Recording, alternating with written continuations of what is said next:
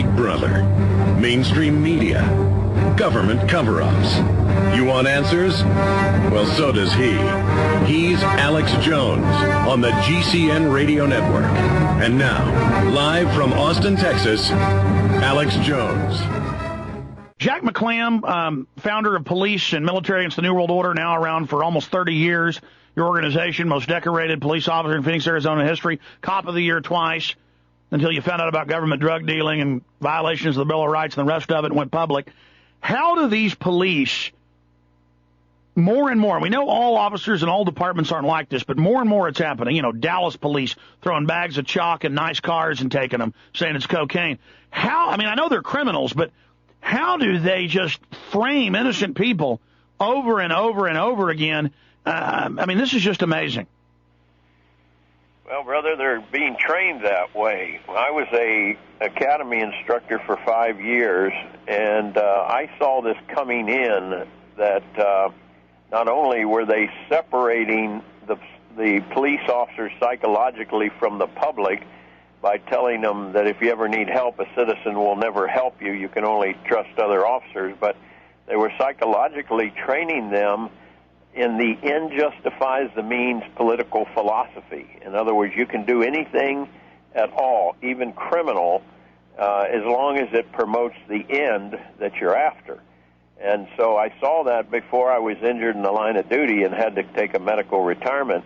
And also, brother, we saw, myself and other officers were watching the most insidious, the most criminal, the most evil officers being promoted up to the ranks to the top of the department. Here's an example. I have a friend who's a nice guy, no criminal record, manages a Home Depot. He's paralyzed from the chest down.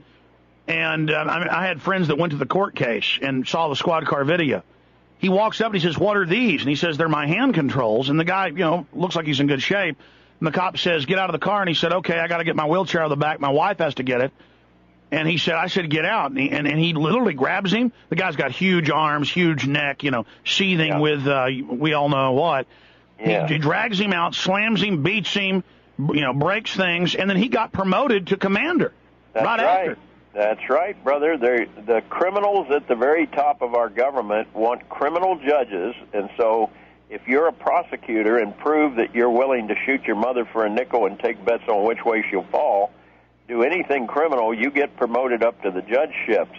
That's what Johnny Satan Sutton is trying to do, impress Bush enough to get a judgeship by running our Border Patrol agents into prison, railroading them, and we saw that in the Phoenix Police Department. Our chief of police was a murderer and got away with it. Chief Ruben Ortega was a murderer, and he got away with it, and he promoted up through the ranks the most evil, the most criminal police officers he could find, because at the very top of the system, the federal and even at the governorships of the states, they promote the most evil, most corrupt, and most criminal politicians. Now, that's not just so they're criminals and will follow orders and do bad things. It's so if they ever need to burn them, they've also got dirt on them. Right. Oh, yes. That's very true. Yeah, like they've just done to that one guy. Okay, well, I want to bring up one lady. They've got 3 witnesses. She had a still camera, got a photo of the cops having to restrain this huge individual who attacked him.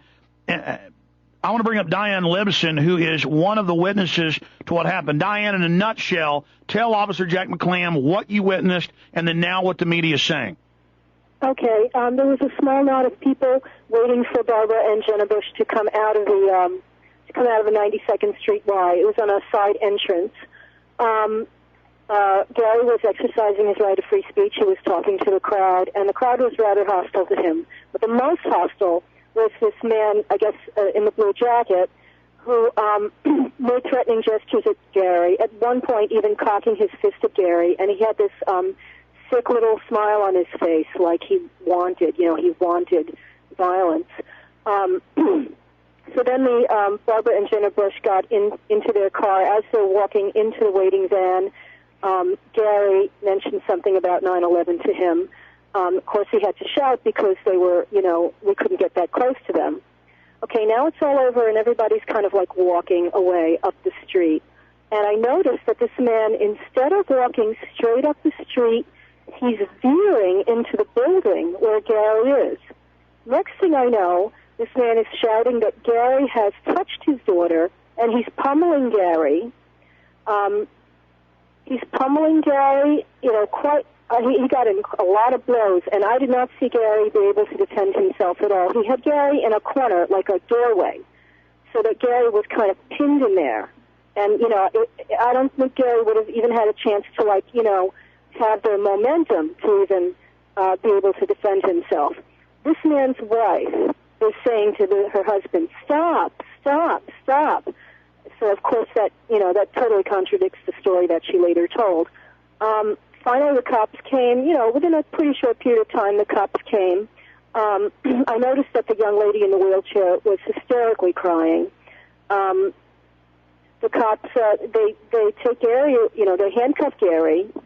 I made it down to the precinct within about half an hour or 40 minutes of this event, and I see the man who assaulted Gary. He's in the lobby of the precinct, not back where Gary is, but he's in the lobby.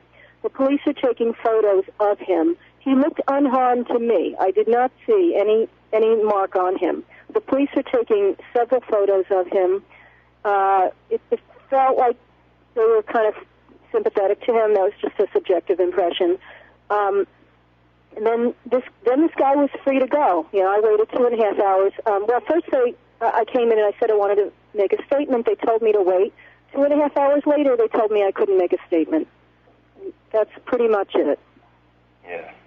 Well, I suspect, as many times it's the case, that this big guy was an undercover cop there to promote some kind of violence or so forth, because they do that all the time in our gatherings. I was fired. One of the reasons, I was the most highly decorated officer, but I was also the most fired officer in the Phoenix Police Department, and one of the reasons was because I refused to go along with the fact that the new policy was that if you had a patriot get out of his car on a traffic stop or something, one of the cops there would fall down and faint like he had been pushed, and now they can charge the patriot with a felony of pushing down the police officer. Let's be clear, you were told to frame people. Yeah, told to frame people, that's right.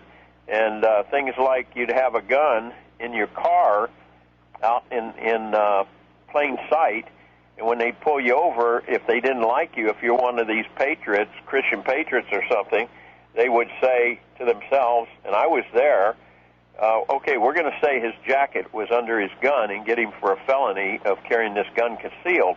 And I'd say, no, you're not going to do that, because I'm going to tell. I'm going to expose you if you do these things.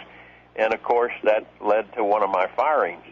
And so today, this has been 20 years ago since I was a cop. So today, it's just, as I've seen and talked to police officers all across this country, it's just totally out of hand now that they've got the real criminals in uniform across America, and especially... But, Jack, here's the question. How would a cop feel good about pulling a citizen over in Arizona, where as long as you have the gun out, it's legal? Uh-huh. How do they all day and all night ruin lives with such enjoyment? Well, it's the end justifies the means political philosophy that we're taught in the police academies, that we have to stop criminality, we have to stop the citizens. It's all the citizens' fault that crime is going up. They're out of control.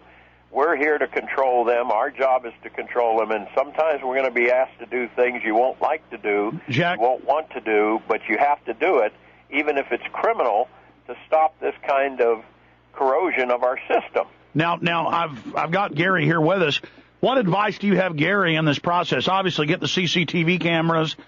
What else? Yes, he needs a very good attorney, because what they're going to try to do, the criminal judges are promoted too on how criminal they are. They have them practice as a prosecutor, and they see if they're criminal enough and evil enough, and then they make them a judge. The judge is going to try to not allow that evidence in. So you need a very good attorney that's not not going to side with the Bar Association and the judge for his career potential. And we do have some of these attorneys around the country that are brave enough to stand up to the criminal judge and the criminal prosecutor and just fight for the client. And most of them will not. They want to be promoted up to judgeships themselves, so they're not going to go hard against the judge or the prosecutor in these cases when they try to throw out that evidence that you try to present, the cameras, okay, the tapes, and so forth. Stay there, Jack McLamb. I want to come back in the final segment with Gary and Luke. And also, we've got another one of the BBC reporters that reported Building 7 was blown up before it fell. They've now been confronted by We Are Change England. We're playing the audio of that. It's up on Infowars.com right now. So much more coming up. Stay with us.